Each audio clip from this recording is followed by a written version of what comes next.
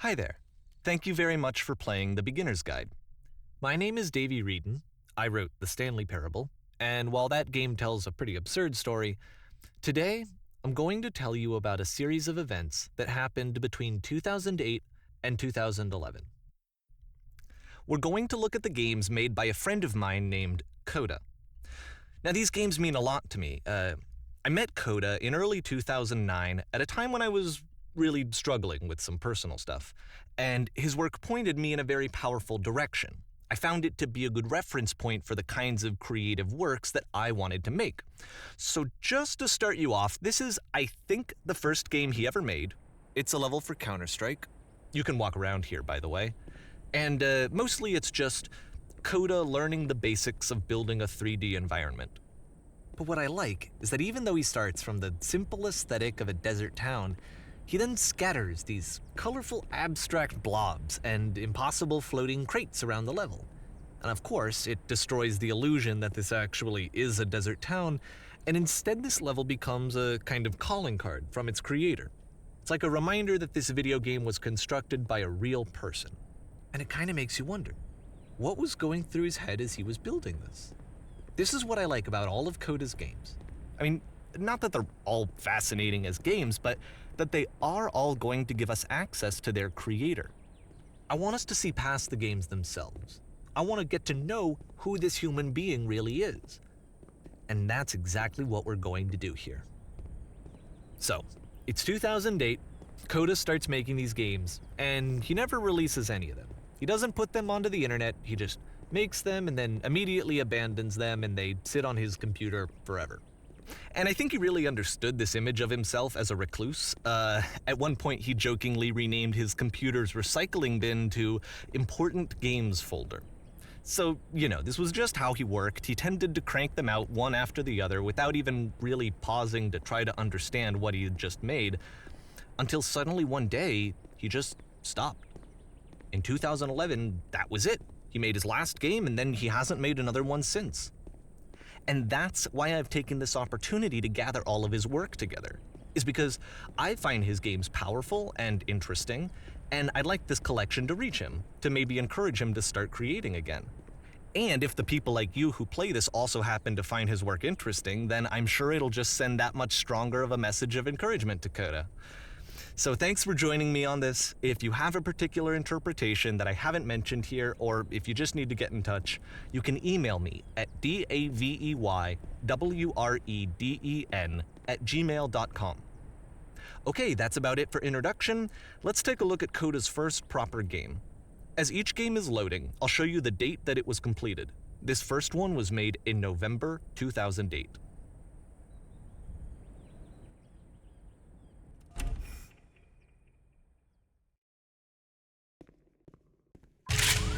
Warning. Whisper machine active. Shift destruction imminent. This game is called Escape from Whisper, and it's one of the more generic games you'll see from Coda.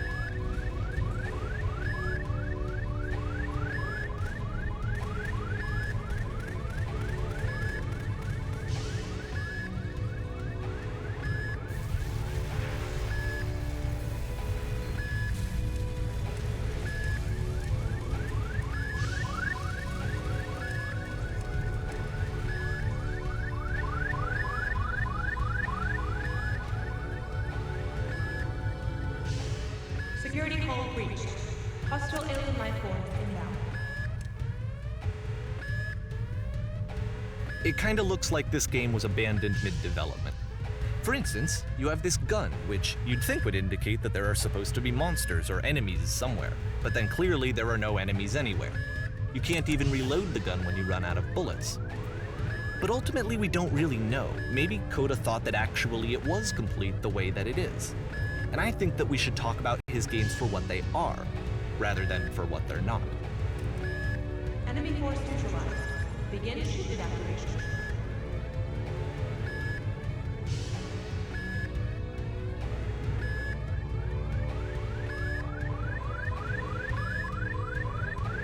I love how you can see the bottom of the universe from this room.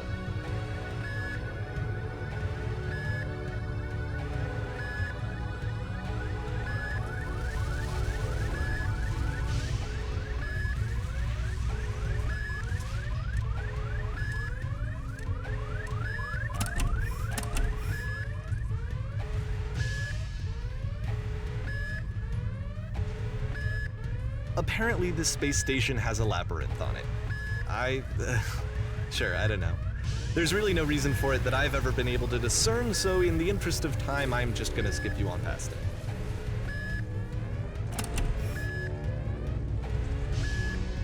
Okay, this is the part that's interesting. The game has this narrative about the whisper machine and how it has to be turned off, and then you get to the engine room. Hey, you there, in the engine room. You could save us all. That beam is powering the whisper machine. We could disrupt it by introducing a great enough heat signature. If your body could stop the beam. It's so much to ask, but for all of our lives, would you do it? Could you give yourself?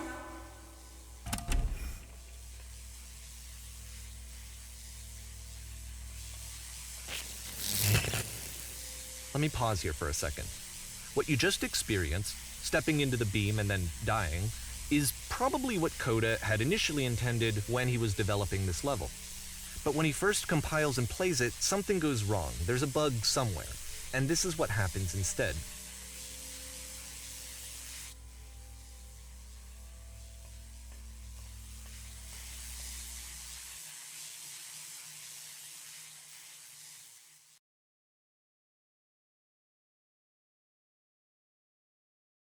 The beam causes you to start floating. And this is an important moment for him.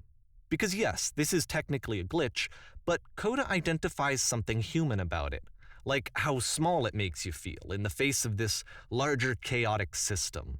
Or this floating could be the afterlife, a peaceful place, juxtaposed against all of the hysteria that you've just had to traverse. I don't even know. I have no idea what he was thinking, but what's clear is that after making this, something lodges itself in his brain. He wants to do more of these really weird and experimental designs. So he stops work on this and moves on to a stream of tiny little games that go in all sorts of directions. Let's go ahead and take a look at the first game he made after leaving this one behind.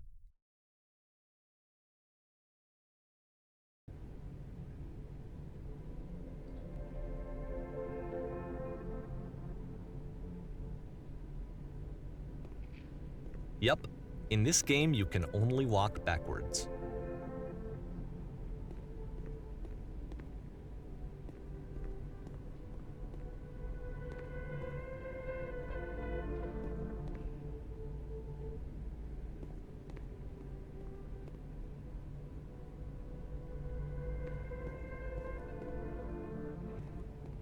So it's a short and relatively minimalist experiment combining motion and narrative. It is less advanced than the previous game, but actually it seems to be more focused, more complete. Coda's trying to give it a unique voice rather than simply basing it on a pre-existing trope.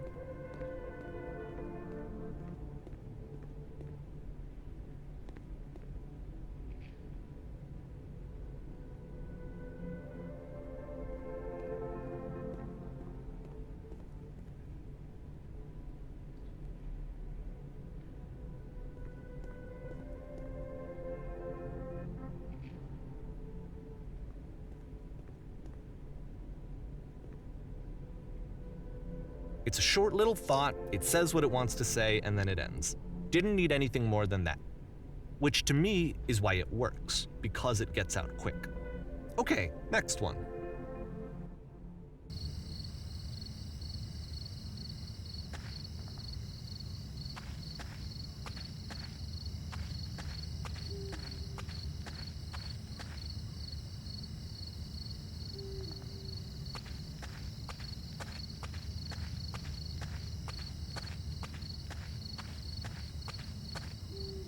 And that's it.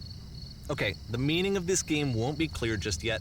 Please be patient with me for a few more games, and I promise you'll see what makes it interesting.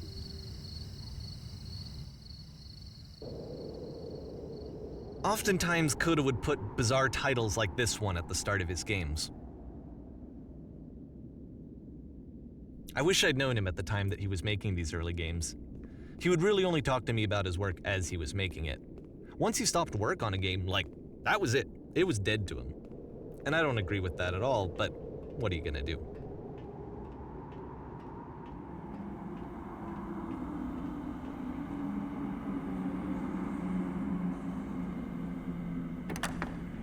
Once you've been slowed to an absolute crawl, the door at the top of the stairs opens. So why, if Coda's not showing these games to anyone, why bother opening the door at all?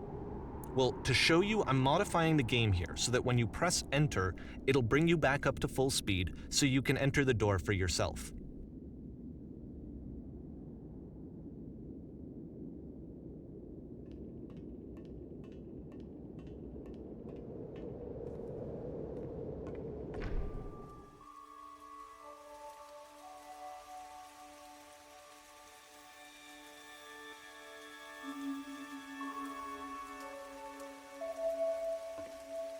A room that's warm and nice and filled with little ideas for games.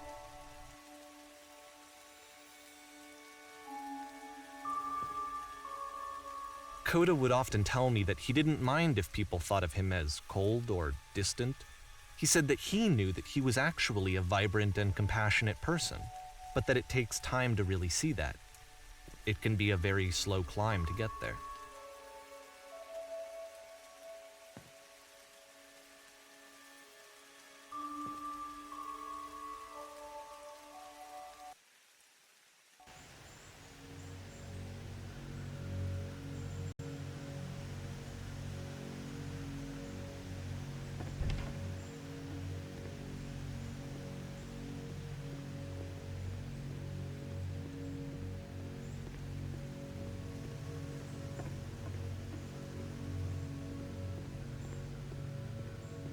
Well, this is new for Coda. It's an actual puzzle. Go ahead and see if you can solve it.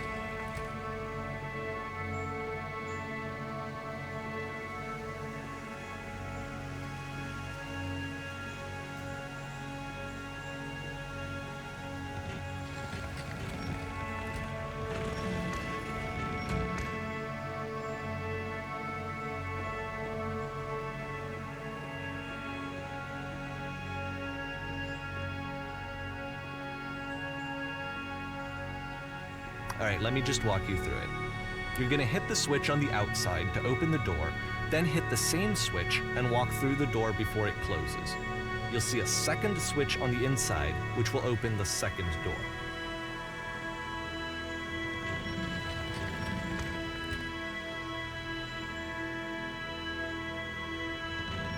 Don't forget that solution, because we're going to see this puzzle again soon. We're gonna see it a lot.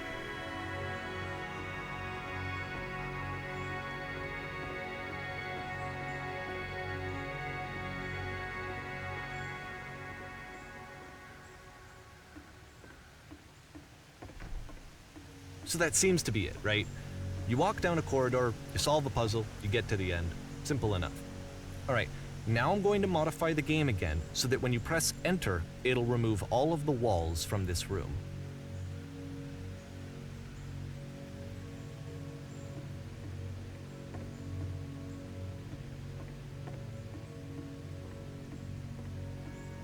How about that? There was more to it than we had any way of knowing. I actually find it funny that this game comes after the Stairs game, since they essentially convey the opposite idea. So, in the Stairs game, a dull exterior concealed a rich interior. And then, in this level, a dull interior hides this fantastic outer world. Either way, I think that the point is the same, is that most of the time you don't get to know what you're missing, or even that you're missing anything. That's not your role as a player. So if your role here is not to understand, then what is it?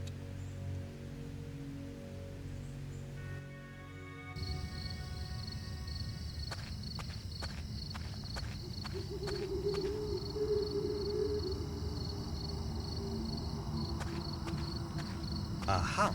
So this, combined with the entering game from earlier, tells us that Coda believes his games are connected somehow. It could even be that the stairs game and the puzzle game are literally connected in between this and the entering game. There's a bigger picture that all of his games are meant to play a role in, some larger meaning that we won't be able to grasp until we've seen all of them. And once we have, we can step back and start to understand what exactly that bigger picture is.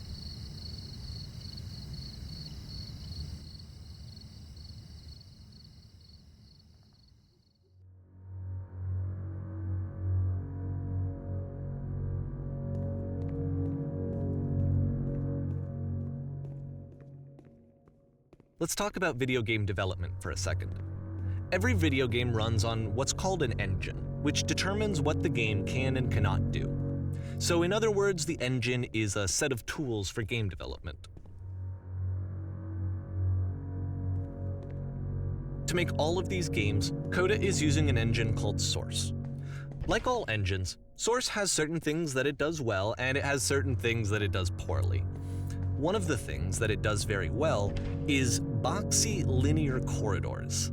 That's why so many of Coda's games are set in these large, flat, empty rooms, is just because he's working with what the engine does well. The tools available to the creator shape what kinds of creative work they're going to end up making. You might consider paying attention to the architecture in Coda's games to notice how they seem to stem from an engine that's very good at producing linear, boxy corridors.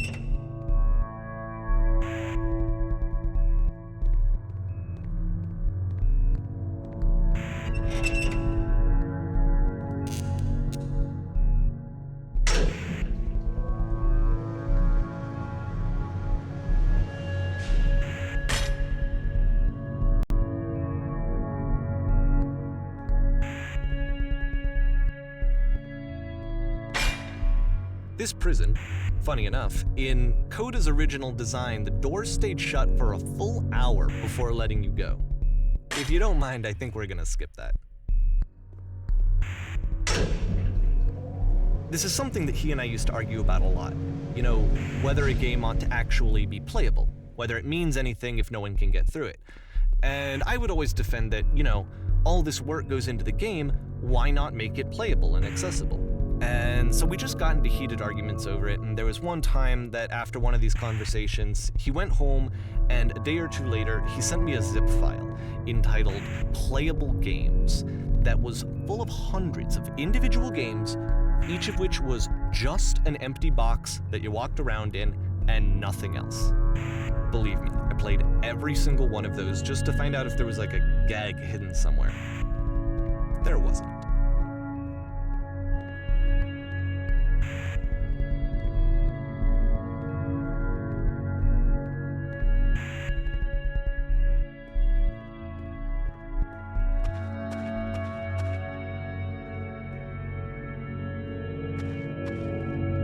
It's the puzzle again, with the exact same solution as the last time.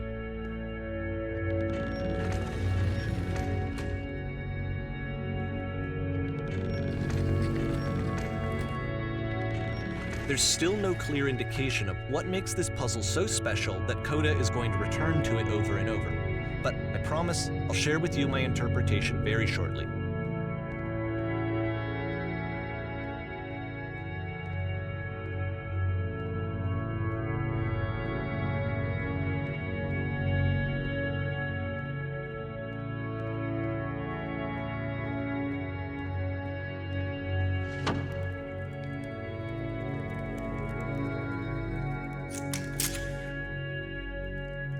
Here, Coda begins using a kind of dialogue system that he fashioned out of the engine's chat capabilities. Use the 1, 2, 3 buttons on your keyboard to respond.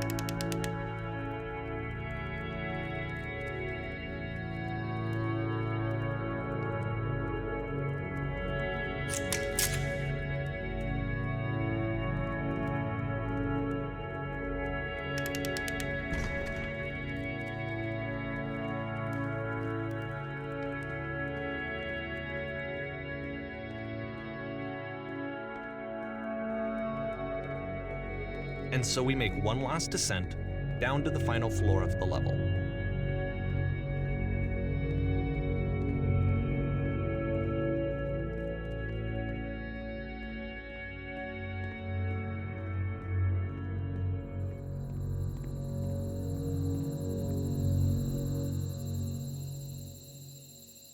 It's a lamppost.